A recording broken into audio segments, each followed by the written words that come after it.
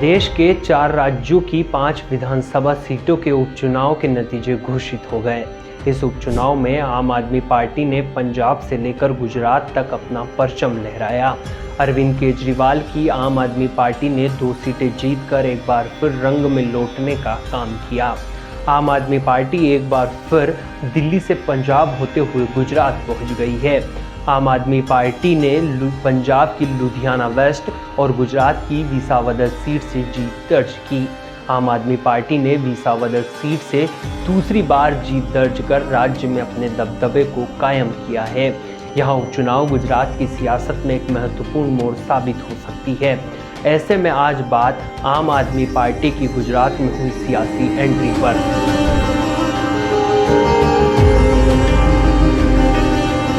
नमस्कार, मैं हूं आपका दोस्त संदीप नागर और आप देख रहे हैं द डेली न्यूज़। साल 2022 के गुजरात विधानसभा चुनाव में आम आदमी पार्टी को 142 में से महज 5 सीटों पर ही जीत मिली थी।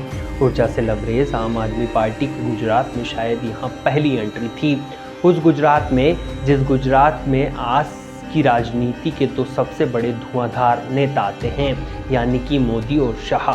वहाँ गुजरात जिसने अटल बिहारी वाजपेयी, लाल कृष्ण आडवाणी और ना जाने कितने भाजपाइयों के सपने को पूरा करने में महत्वपूर्ण जिम्मेदारी निभाई, उस गुजरात में आपकी एंट्री से खलबली जरूर मची थी। ऐसे में एक बार फिर आम आदमी पार्टी ने उपचुनाव जीतकर मोदी शाह समेत पूरी भाजपा को खुली चेतावनी दी है। दरअसल आम आदमी पार्टी ने गुजरात की विसावदर सीट से शानदार जीत दर्ज की। उपचुनाव में इस जीत के मायने भी महत्वपूर्ण हैं। दरअसल भूपेंद्र भाई ने 13 दिसंबर 2023 को अपने पद से इस्तीफा दे दिया और वो भाजपा में शामिल हो गए थे। तब से ये सीट खाली थी। इसके बाद उपचुनाव हुआ जिसमें भारतीय जनता पार्टी ने शानदार जीत दर्ज की। आम आदमी पार्टी के कर्ता धर्ता अरविंद केजरीवाल इस जीत के मायने को भी काफ़ी करीब से समझते हैं। यही वजह है कि उन्होंने आज एक प्रेस कॉन्फ्रेंस की। प्रेस कॉन्फ्रेंस में कई महत्वपूर्ण बातों पर चर्चा की। उन्होंने कहा कि इन दोनों सीटों पर हम 2022 के चुनावों से जितने अंतर से जीते थे, आज हम उससे 2 गुना अधिक से जीते हैं और यह जीत अधिक है। आज जीत आम आदमी पार्टी की नीतियों और कार्यों को मोहर लगाने वाली है। उन्होंने कहा कि पंजाब में 2022 की जीत अगर आंधी है तो 27 में तूफान आने वाला है। गुजरात को लेकर अरविंद केजरीवाल ने कहा कि जनता बीजेपी के 30 साल के कुशासन से तंग आ चुकी है और अब उनसे पीछा छुड़ाने में लगी हुई है।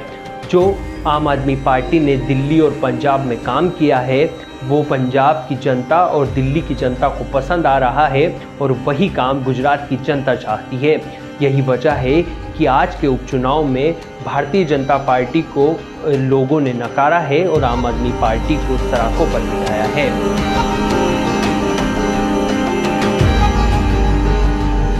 विसावदर के लोगों ने भी डबल मार्जिन से हमें जिताया है। जितने मार्जिन से उन्होंने हमें 2022 में जिताया था उससे डबल मार्जिन से जिताया है। अक्सर कहा जाता है कि बाईपोल में रूलिंग पार्टी जो होती है वही जीतती है।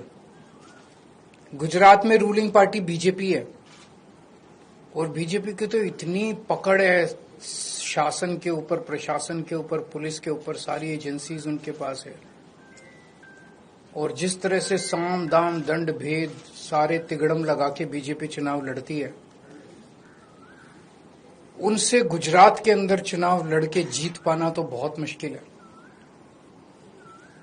तो अगर डबल मार्जिन से लोगों ने ये वोट दिया हमें, तो ये दिखाता है कि गुजरात के लोग अब 30 साल के बीजेपी के कुशासन से कितने ज्यादा त्रस्त हो चुके हैं और अब जनता अपनी आवाज उठाने वाली है। जनता ने अपनी आवाज उठानी शुरू कर दी है और ये दिखाता है कि आम आदमी पार्टी की पॉलिसीज के ऊपर और आम आदमी पार्टी ने जो पंजाब और दिल्ली में काम किया उसके ऊपर गुजरात की जनता ने भरोसा दिखाया है। आम आदमी पार्टी पे भरोसा दिखाया, आम आदमी पार्टी की लीडरशिप पे भरोसा दिखाया है। तो गुजरात में अब बीजेपी के से तंग आ चुके हैं और आम आदमी पार्टी लोगों के लिए एक उम्मीद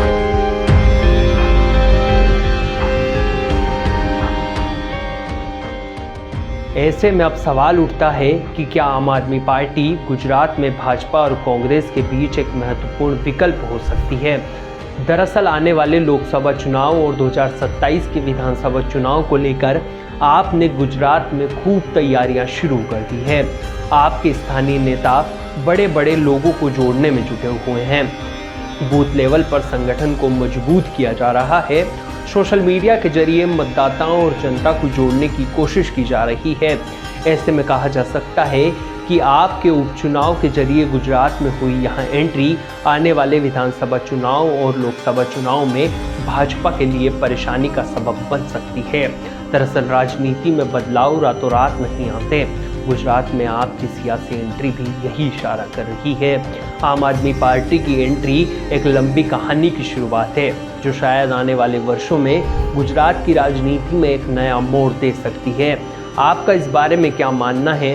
क्या गुजरात में आम आदमी पार्टी की एंट्री बीजेपी और कांग्रेस के विकल्प के रूप में है, या फिर आम आदमी पार्टी कांग्रेस की तरह ही बीजेपी में शामिल हो जाएगी और बीजेपी जिस तरीके से गुजरात में काम कर रही है वो आगे करती रहेगी? हमें कमेंट बॉक्स में कमेंट करके ज़रूर बताएं।